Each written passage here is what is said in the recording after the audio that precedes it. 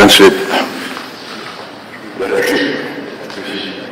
Saudara sekalian, kita katakan kehormatan saudara Bill Gates, ketua dari Gates Foundation, salah satu foundation yayasan filantropi yang terbesar sektor di dunia dengan dana 100 miliar dolar lebih dan lebih bonus.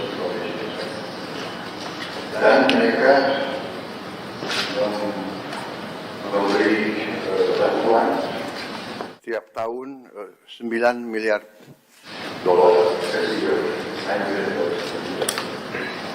dan beliau sampaikan dalam tahun yang datang hampir semua jalan tersebut akan dilakukan. Jadi dia sudah beri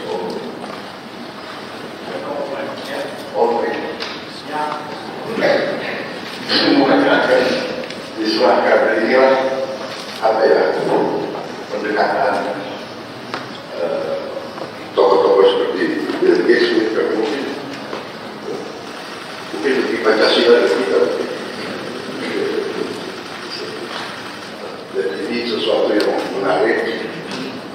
Tadi saya bicara dengan beliau telah memberi hibah ke Indonesia senilai 159 juta dolar, di kesehatan 119 juta, pertanian 5 juta, teknologi 5 juta, bantuan sosial lainnya lintas sektor, programnya lebih dari 20 juta.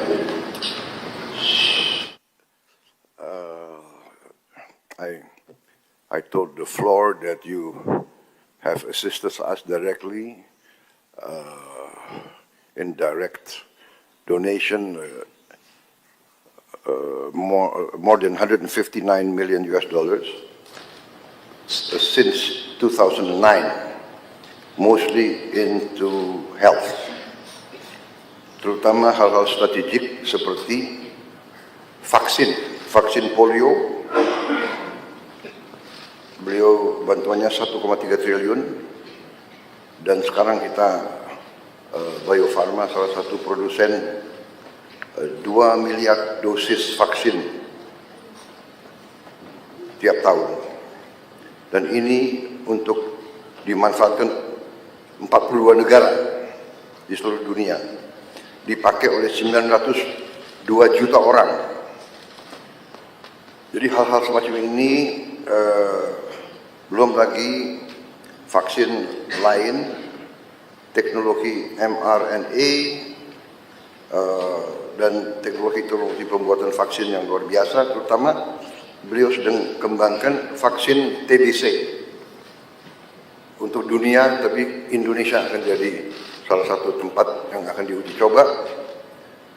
Dan kita harus mengetahui bahwa TBC memakan korban kita cukup besar, yang meninggal hampir 100.000 tiap tahun, dan itu tekad kita untuk menurunkan, dan beliau menunjukkan komitmen beliau untuk terus bantu kita di bidang itu. Juga untuk beliau sedang kembangkan vaksin malaria. So basically I informed them of all your commitments to help us control these very dangerous diseases that are endemic in our country, and the success of the polio vaccine.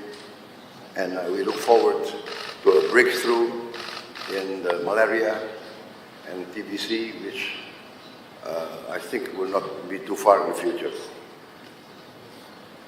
Saya kira banyak sekali yang bisa kita bicarakan, tapi untuk mempersingkat, kita buka saja. Maybe we invite you to give us a bit of your ideas, your vision for the future. And tadi saya sudah sampaikan keputusan saya sebagai Presiden Republik Indonesia, karena dukungan beliau, bantuan beliau untuk Indonesia, tapi tidak hanya untuk Indonesia, untuk kepentingan manusia. Saya akan menggelar rapat Dewan Tanda Kehormatan, karena saya ingin atas nama bangsa Indonesia memberi bintang tertinggi kita untuk seorang warga negara asing, karena jasa-jasanya untuk bantu rakyat Indonesia dan rakyat dunia.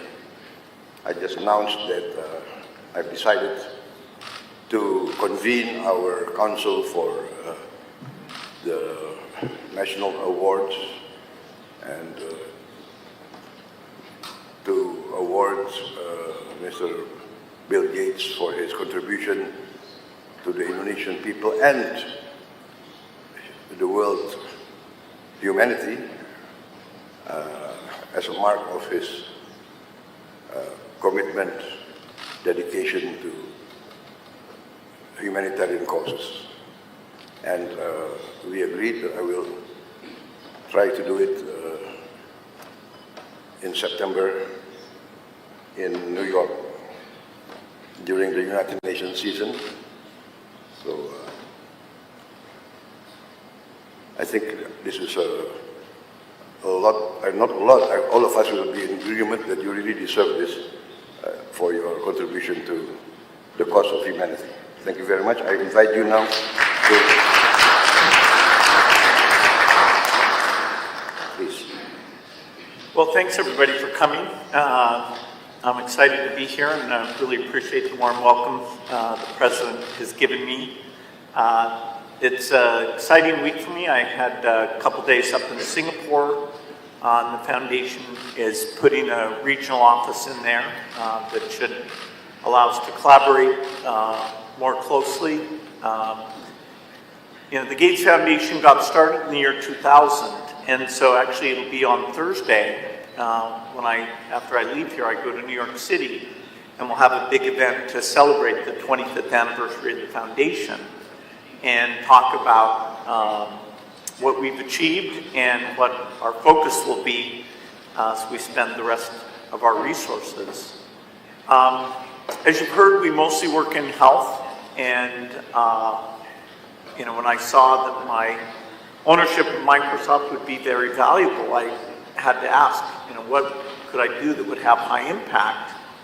And I learned about disease and childhood death, and that for many problems like malnutrition or malaria or tuberculosis, there was very little money going into that.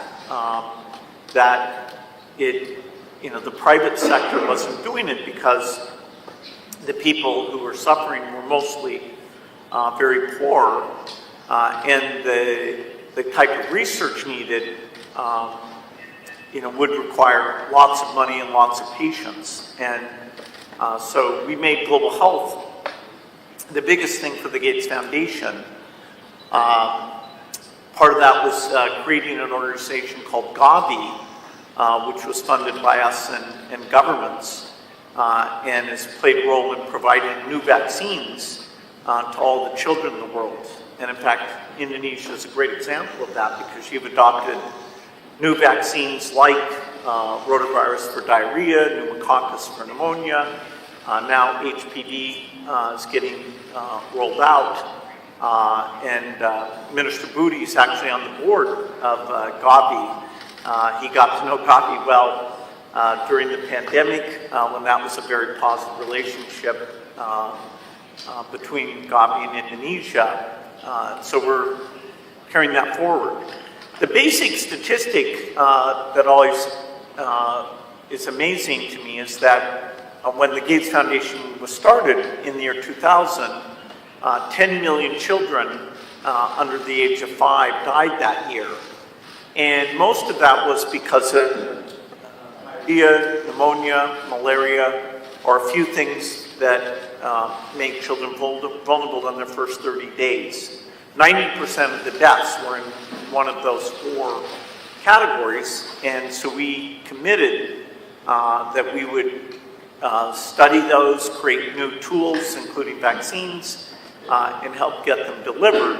And so in fact, the number of children who die under 5 has been cut in half. It's now below 5 million. Now that's 5 million too many. And actually in this region, including in Indonesia, that cut in half is true here as well. So it's been an amazing time period, and there's many new tools coming. We need a tuberculosis vaccine, and in fact the trials for a tuberculosis vaccine have started, including with the strong relationship here in Indonesia. We have 2 of the sites where we're testing that vaccine are here, and that will help us know how well it works, and then that'll be a benefit to the entire world. So we're doing those trials in Africa and India and here. Very excited about that. TB is a great example of a disease that, because the rich countries don't have the disease, it just doesn't get hardly any money for diagnostics or drugs or vaccines. And so that's been one of our big focuses. Lots still to do in health. Indonesia is very serious about malnutrition, and we have a number of proven tools like what we call multiple micronutrient supplement that pregnant mothers can take instead of just taking folic acid and iron. They take a pill that actually has many vitamins in it. Indonesia is one of the first to launch that with the goal to get that to all pregnant women very quickly, and it really makes a big difference. A lot of women have anemia, which is an iron deficiency, and so the foundation has an approach where you can just go in one time and get an infusion, and it fixes the anemia. And so over the next year or 2, we'll come up with a plan to roll that out in Indonesia. So a lot still to be done in health, but the innovation pipeline is very strong, including in low-cost medicine. And of course, as we address infectious disease, where we still have this work to be done, then we also need to start working on heart disease and diabetes and other diseases where the tools will be inexpensive. The only other area to mention that the foundation works in is agriculture, trying to make seeds more productive understand soils and make fertilizer more appropriate, cheaper. Because of course, many of the lowest income people in the world are farmers. And so if we can make their crop more reliable, more productive, and that's a great thing, including things like chicken and cows, because a lot of the protein and value they get comes from livestock. So it's another area we have good relationships in Indonesia, working on things like banana, where you have a great genetic variety that we can do better on bananas for Indonesia, but also helping avoid some of these diseases. The Gates Foundation loves to encourage philanthropy, and I think philanthropy can be a very powerful force. Of course, it's not a substitute for the private sector or business. It's actually quite small compared to those other two.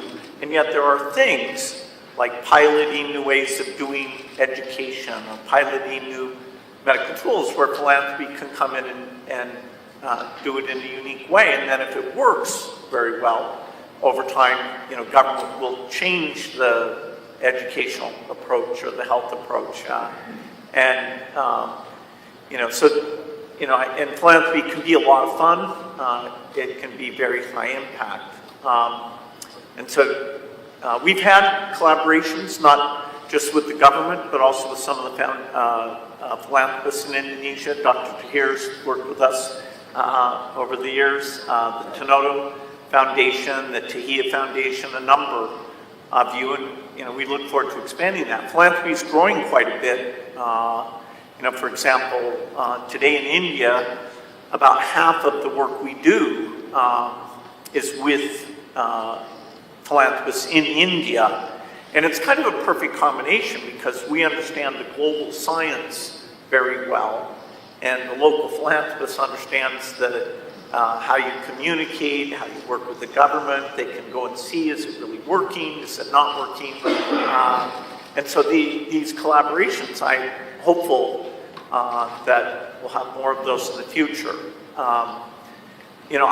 Even though there's a lot of challenges in the world today, some of the aid budgets are being cut in the rich countries because of the Ukrainian war and other challenges.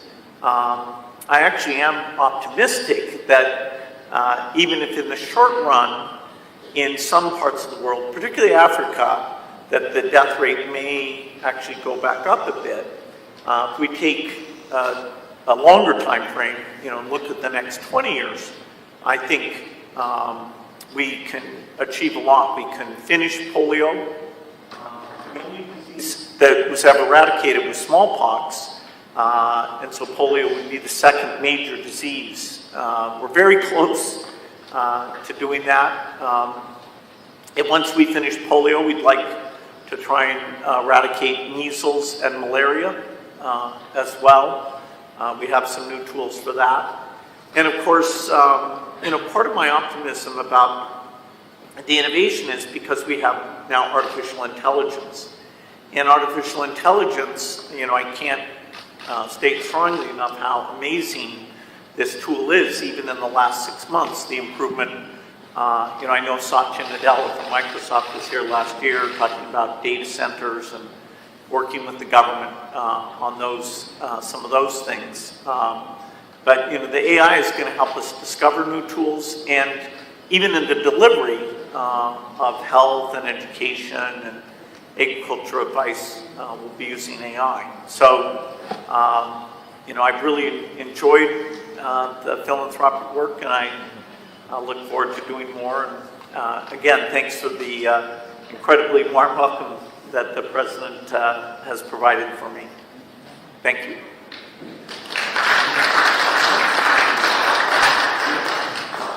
Mungkin ada yang mau menyampaikan pandangan atau pertanyaan, saya persilakan.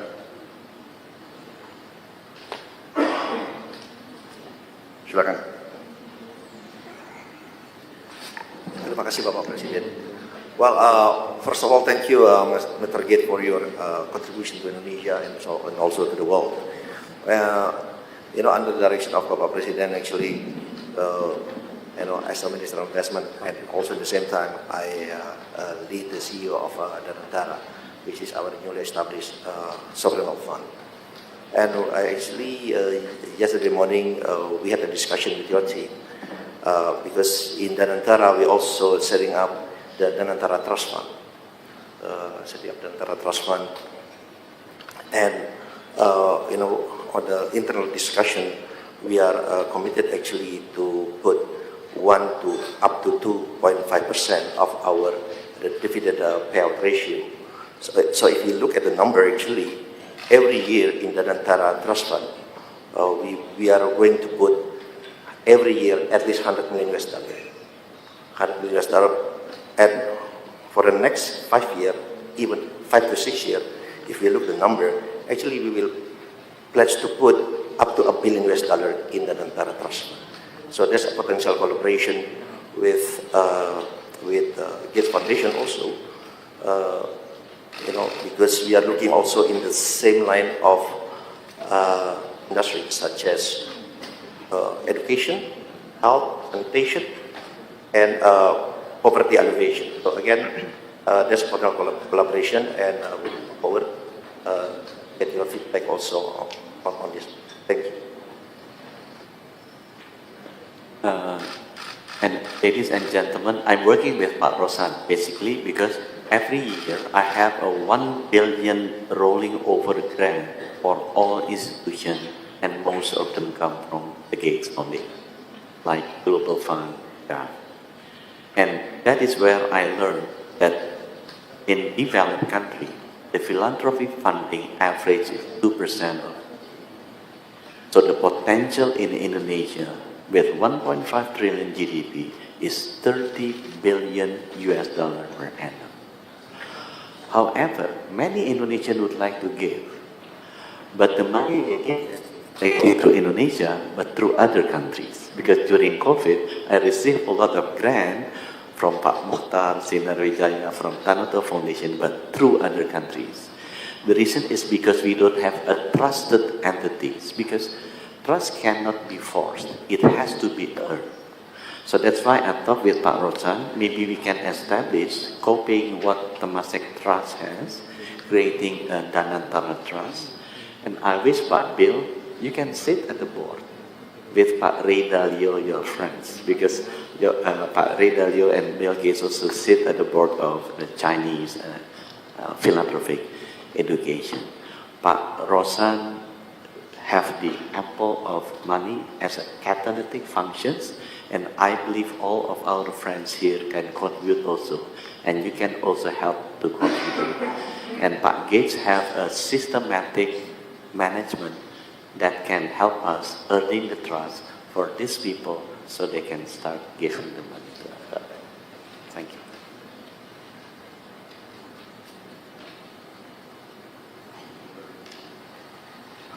Mr. Gates, would it be possible to talk about non-health issues today? Certainly. Thank you. My understanding is that you're very interested and you've invested a lot of money in renewable energy. I've had several meetings with one of your partners, Edward Young, who is one of your partners, I believe still is one of your partners. So I'd like to know your thoughts about nuclear energy. SMRs, I understand you're in fact investing in Wyoming on nuclear energy, SMRs. You may know that our government is going to embark on a very ambitious nuclear power generation program. The second thing is on nature-based solutions. I'm very much into nature-based solutions and environmental issues. Reforestation, basically, is my passion. Wildlife, and through wildlife, reforestation, and restore habitats for wildlife. So I'd like to know what you wanted to do and where you're going with your nuclear and your views on nature-based solutions. Thank you. Yeah, so, as I started doing the foundation work, it became clear to me that we need low-cost electricity to help. But I also started to be educated about climate change and, understanding that, we have to reduce emissions eventually to zero. And so I talked to my friends about, okay, can we make nuclear energy cheap? So I started a company in 2006 that's called TerraPower to make what's called a fourth generation reactor. Today's reactors are water cooled and they have a lot of pressure in the reactor. So they're a bit complicated, so often the cost can be very high. And so I thought, it's very hard to start a new design, but that would be a huge benefit. And so now it's taken longer than we expected. We started out as being a joint venture in China, and then the US government decided they didn't like us working in China. And so we had to change, and actually now, as you said, we're building our first reactor in the United States. There's a lot of countries that really need nuclear energy. And so we have to make it cheap, and we have to show that this new design is extremely safe. And, places like Japan, South Korea, France, the UK, they have in their plans a desire to use nuclear energy. But right now the plants are expensive. And so we are hoping, as we build 20 of these reactors, the cost can be very low.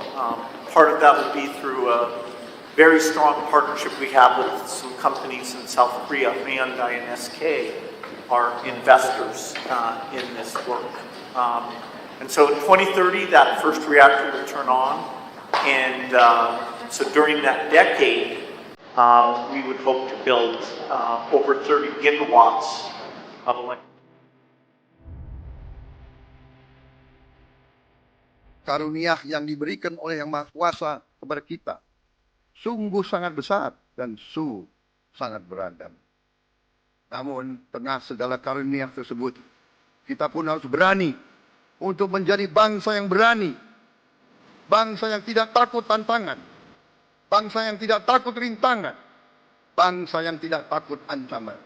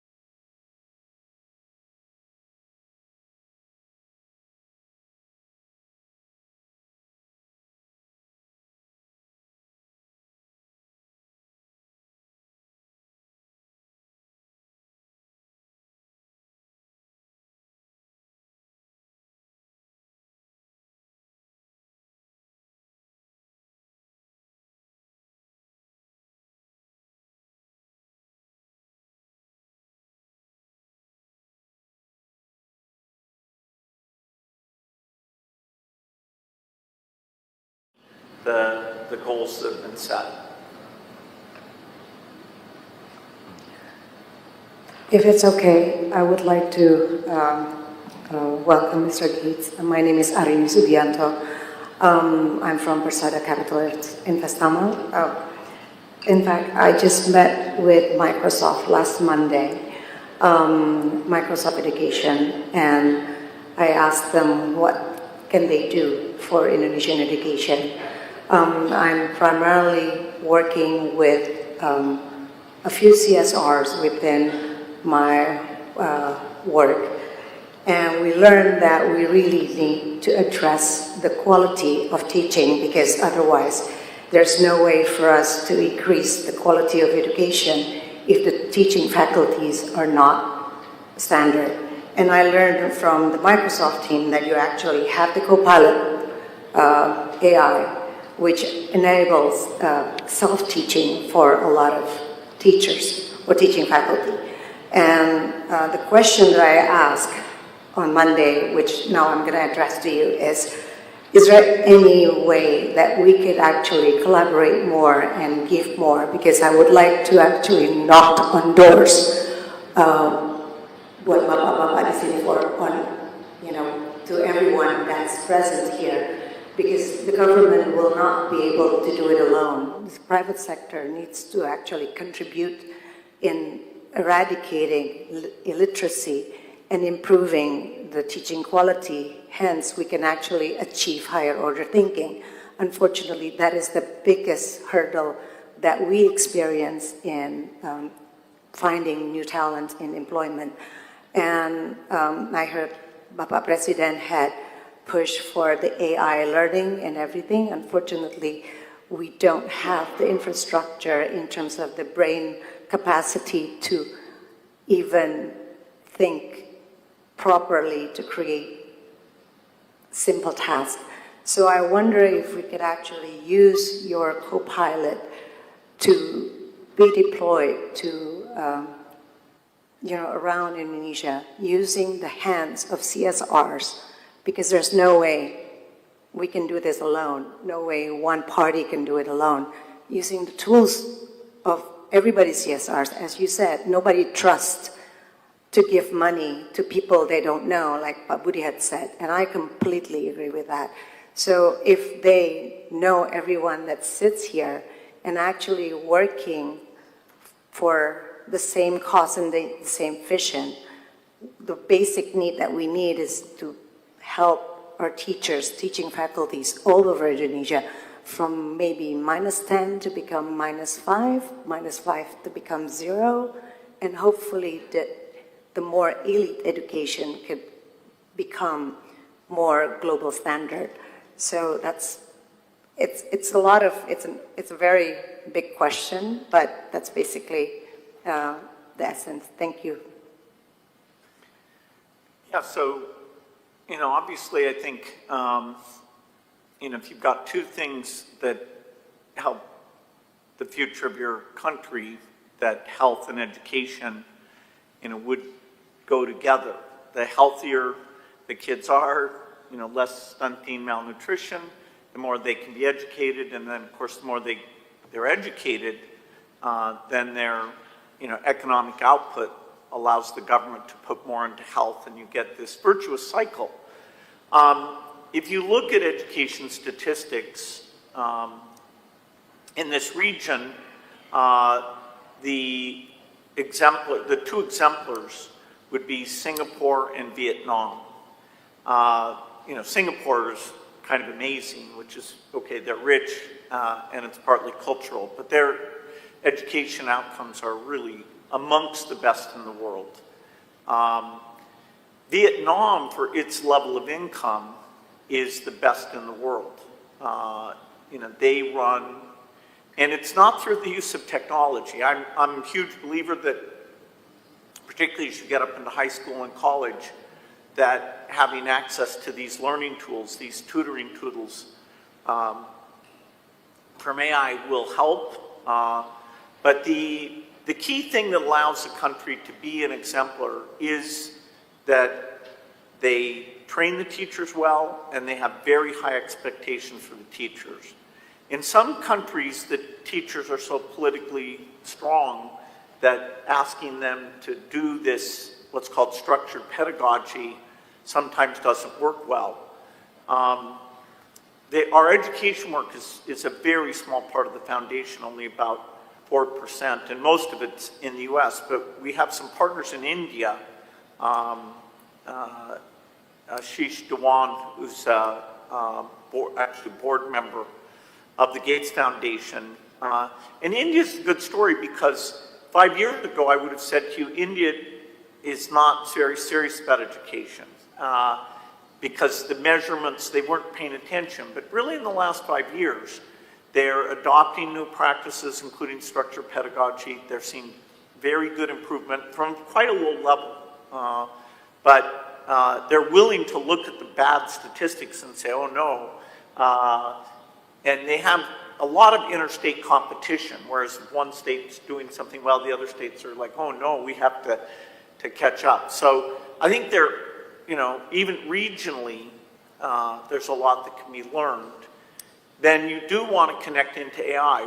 The Gates Foundation funds a group called Khan Academy that does an AI called Khan Amigo. And they've had a few philanthropists, like some in Brazil and some in Mexico, that have gone to them and said, okay, we'll fund bringing that technology to our country. So, that would be a possibility. But, I wish I had enough to do both health and education in a serious way, but we're 90% health. But I'm totally aligned with you that education will be important, and now AI will finally help us with that.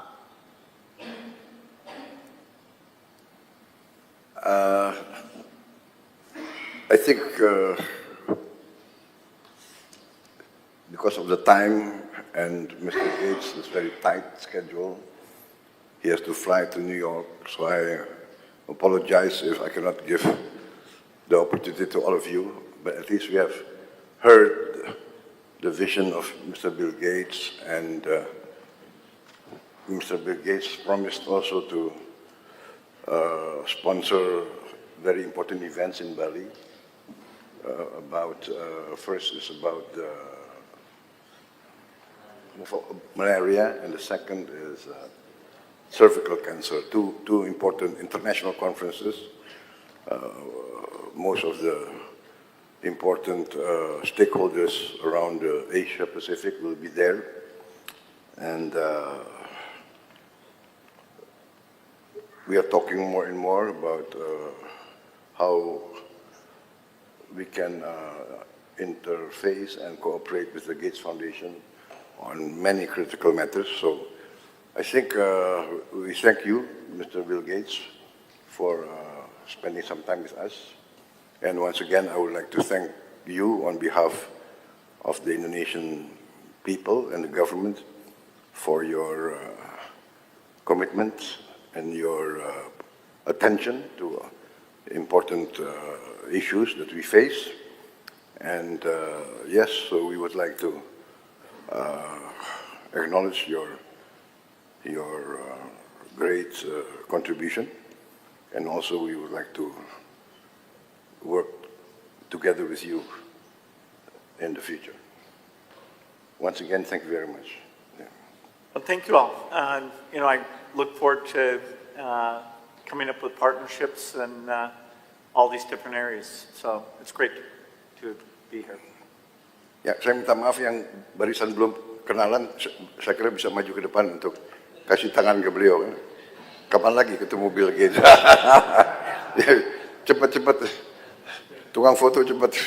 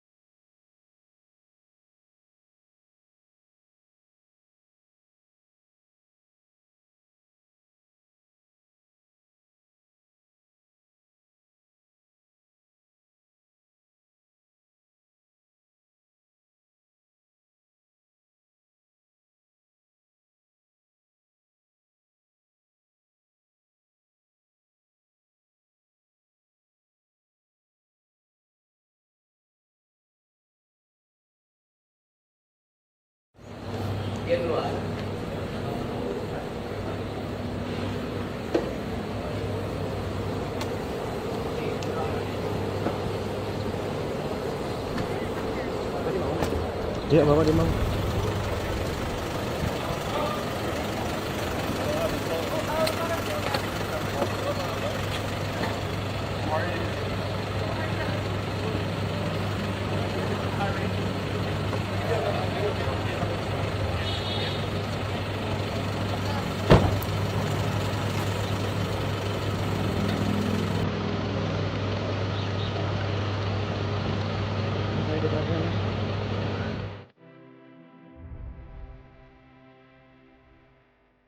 Karunia yang diberikan oleh Yang Maha Kuasa kepada kita sungguh sangat besar dan sungguh sangat beragam.